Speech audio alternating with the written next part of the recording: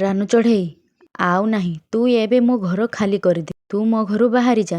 ତୁ 5 ମାସ ହେଲାଣି ମୋ ଘରର ଭଡ଼ା ବି ଦେଇନାହୁଁ। କିନ୍ତୁ କାଉ ଭାଇ, ମୋର ତ ଅଣ୍ଡା ଦବାର ଟାଇମ୍ ହେଇଗଲାଣି। ଏ ଅବସ୍ଥାରେ ମୁଁ କୁଆଡ଼େ ଯିବି? ପ୍ଲିଜ୍ କାଉ ଭାଇ, ମୋତେ ଏ ଘରୁ ବାହାର କର ନାହିଁ। ମୁଁ ତୁମର ଘର ଭଡ଼ା ଦେଇଦେବି। ଦେଖ ରାନୁ ଚଢ଼େଇ, ତୁ ମର କି ବଞ୍ଚ କି କୁଆଡ଼େ ଯାଉଛୁ ଯା, କିନ୍ତୁ ମୋ ଘର ତୁ ଖାଲି କରିଦେ। ତତେ ମୁଁ ମୋ ଘରେ ଆଉ ରଖିପାରିବି ନାହିଁ। ଆଉ ହଁ, ତୋର ସବୁ ସାମାନ ଏଇଠି ଛାଡ଼ିକି ଯିବୁ। ତୋର ସବୁ ସାମାନ ବିକ୍ରି କରିକି ଯାହା ପଇସା ହବ ସେ ସବୁ ମୁଁ ରଖିବି। ତାପରେ ରାନୁ ଚଢ଼େଇ ସେଇଠାରୁ ମନ ଦୁଃଖରେ ଚାଲିଗଲା। ତାପରେ ସେ ଏପଟେ ସେପଟେ ଜଙ୍ଗଲରେ ବୁଲୁଥାଏ। ତାପରେ ହଠାତ୍ ବର୍ଷା ହେବା ଷ୍ଟାର୍ଟ ହେଇଗଲା।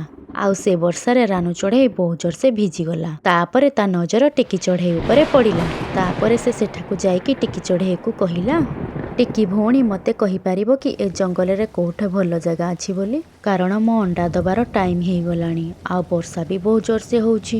ସେଥିପାଇଁ ମୁଁ ଚାହୁଁଛି ମୋ ପିଲାମାନଙ୍କୁ ଗୋଟିଏ ଭଲ ଜାଗାରେ ମୁଁ ଜନ୍ମ ଦେବି ବୋଲି। ଦେଖ ଚଢ଼େଇ ଭଉଣୀ, ଏ ଜଙ୍ଗଲରେ ଗୋଟିଏ ଚିଲ ରହୁଛି। ସେ ବହୁତ ଖରାପ। ସେ ସମସ୍ତଙ୍କର ଅଣ୍ଡା ଖୋଜିକି ସମସ୍ତଙ୍କ ଅଣ୍ଡାକୁ ନେଇଯାଉଛି। ତୁମେ ଗୋଟିଏ କାମ କର, ଏଇଠୁ କିଛି ଦୂରରେ ଟମାଟର ବଗିଚା ଅଛି। ତୁମେ ସେଇଠାକୁ ଯାଅ ଭାରି, ଆଉ ସେଇଠାରେ ଗୋଟିଏ ଟମାଟର ଘର ତିଆରି କର।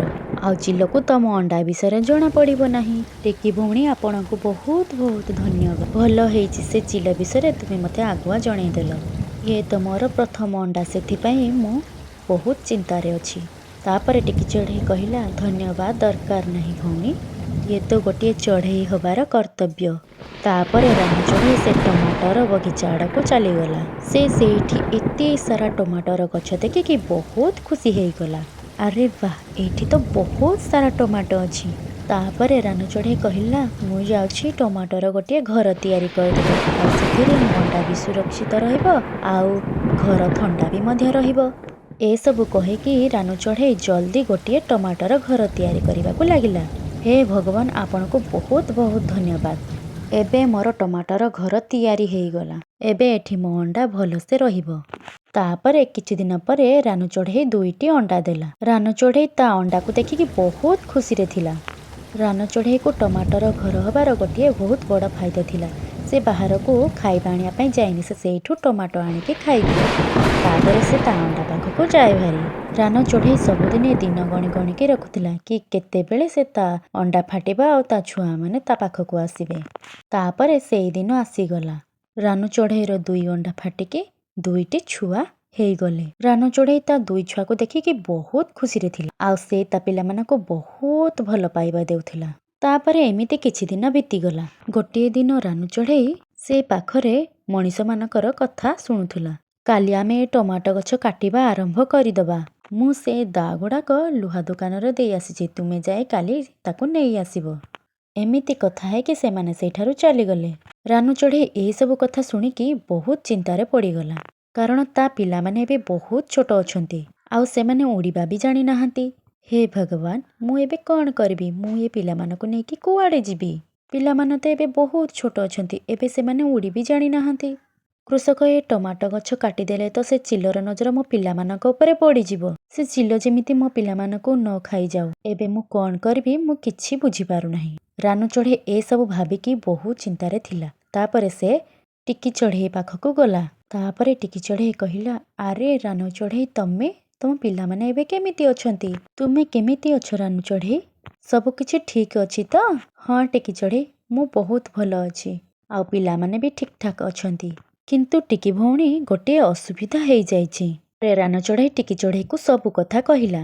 ଏସବୁ ଶୁଣିକି ଟିକି ଚଢ଼େଇ କହିଲା, ଇଏ ତ ବହୁତ ବଡ଼ ଅସୁବିଧା ହେଇଯାଇଛି।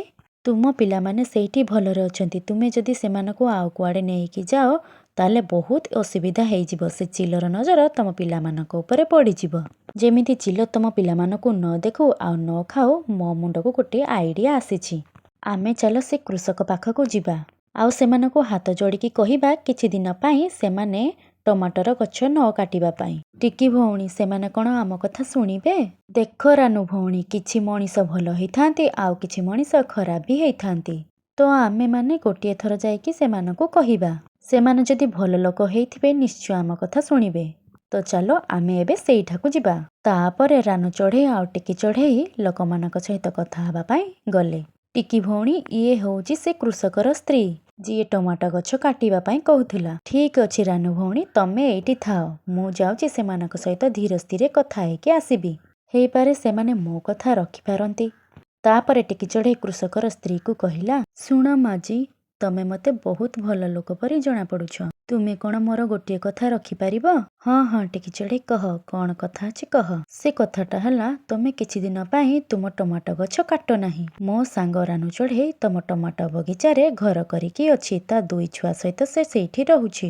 ତା ପିଲାମାନେ ଏବେ ବହୁତ ଛୋଟ ଛୋଟ ହେଇଛନ୍ତି। ସେମାନେ ଉଡ଼ି ବି ଜାଣିନାହାନ୍ତି। ସେମାନେ 2-3 ଦିନ ଭିତରେ ଉଡ଼ିବା ଶିଖିଯିବେ।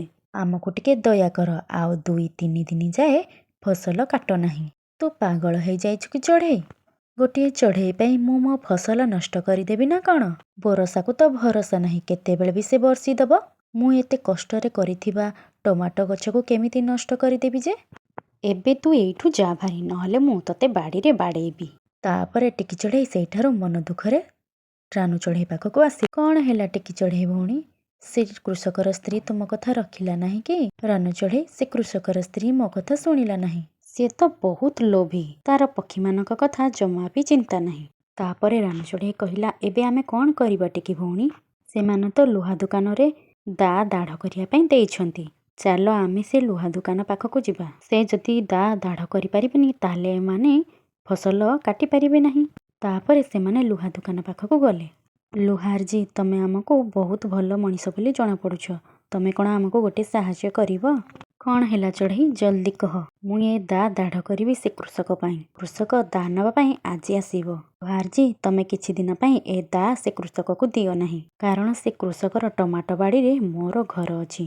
ମୋର ଛୋଟ ଛୋଟ ପିଲା, ସେମାନେ ଉଡ଼ି ବି ପାରୁନାହାନ୍ତି। ଯଦି କୃଷକ ସେ ଫସଲ ସବୁ କାଟିଦେବ, ସେ ଦୁଷ୍ଟ ଚିଲ ମୋ ପିଲାମାନଙ୍କୁ ଖାଇଦେବ। ଦୟାକରି କିଛି ଦିନ ପାଇଁ ସେ ଦାଟି ତାଙ୍କୁ ଦିଅ ନାହିଁ। ଚଢ଼େଇ, ତୁ ତ ତୋ ପିଲାମାନଙ୍କ କଥା ଭାବୁଛୁ। ଯଦି ମୁଁ ସେ କୃଷକକୁ ଦେବି ନାହିଁ, ତାହେଲେ ସେ ମୋତେ ପଇସା ବି ଦେବ ନାହିଁ। ମୋ ପିଲାମାନଙ୍କୁ ମୁଁ କ'ଣ ଖାଇବାକୁ ଦେବି? କେଉଁଠୁ ମୁଁ ସେମାନଙ୍କ ପାଇଁ ଖାଇବା ଆଣିବି? ତାପରେ ସେ ଲୁହାରଜୀ ସେମାନଙ୍କ କଥା ରଖିଲା ନାହିଁ। ତାପରେ ସେମାନେ 2 ଜଣ ସେଇଠାରୁ ମନ ଦୁଃଖରେ ଫେରି ଆସିଲେ। ସେମାନେ 2 ଜଣ ଗୋଟିଏ ଗଛ ତଳେ ବସିଲେ। ଟିକି ଭଉଣୀ, ଏବେ ତ ଆମର ସବୁ ଆଶା ଭାଙ୍ଗିଗଲା, ଏବେ ଆମେ କ'ଣ କରିବା? ତାପରେ ଟିକି ଚଢ଼େଇ କହିଲା, ରାନୁ ଭଉଣୀ, ମୋ ମୁଣ୍ଡକୁ ଗୋଟିଏ ଆଇଡ଼ିଆ ଆସିଛି। ତାପରେ ଟିକି ଚଢ଼େଇ ରାନୁ ଚଢ଼େଇକୁ ସବୁ କଥା କହିଲା। ତାପରେ ସେମାନେ ପୁଣି ଥରେ ସେଇ ଲୁହା ଦୋକାନ ଆଡ଼କୁ ଗଲେ। ସେ ଲୁହା ଦୋକାନ ପାଖରେ ଗୋଟିଏ ଗଛ ଥିଲା। ସେମାନେ 2 ଜଣ ସେଇଠି ବସିଗଲେ। ଯେତେବେଳେ ଲୁହାରଜୀର ନଜର ଏପଟ ସେପଟ ହେଲା, ତାପରେ ଟିକି ଚଢ଼େଇ କୃଷକର ଧରିକି ସେଇଠାରୁ ଉଡ଼ି ଆସିଲା। ରାନୁ ଭଉଣୀ, ଏବେ ଆମର କାମ ହେଇଗଲା। ଏବେ ତମେ ଟମାଟୋ ଘରେ ଆରାମସେ ରହିପାରିବ। ଏବେ ମୁଁ ଏ ଦାକୁ ଉଚ୍ଚା ଗଛରେ ରଖିଦେବି, ଯେମିତି କେହି ପାଇପାରିବେ ନାହିଁ। ଆଉ ଗୋଟେ ନୂଆ ତିଆରି କରିବା ପାଇଁ 4-5 ଦିନ ଲାଗିଯିବ। ଆଉ ସେତେବେଳକୁ ତମ ପିଲାମାନେ ବଡ଼ ହେଇଯାଇଥିବେ।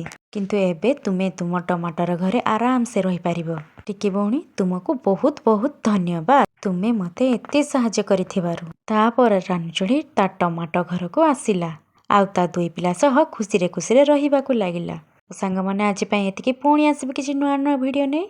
ନମସ୍କାର, ଧନ୍ୟବାଦ, ଜୟ ଜଗନ୍ନାଥ।